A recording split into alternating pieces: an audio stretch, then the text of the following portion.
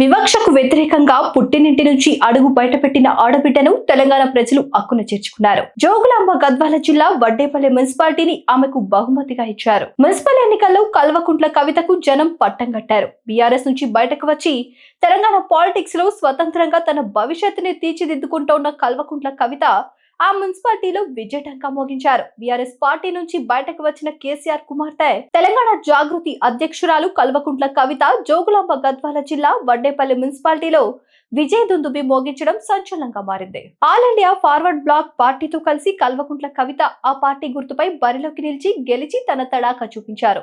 జోగులాంబ గద్వాల జిల్లా వడ్డేపల్లి మున్సిపాలిటీలో కవిత విజయడంగా మోగించి భవిష్యత్తుకి బాటలు వేసుకున్నారని చెప్పొచ్చు. కవిత మద్దతుతో ఫార్వర్డ్ బ్లాక్ 10 వార్డుల్లో ఏకంగా 8 వార్డుల్లో గెలుపొందింది.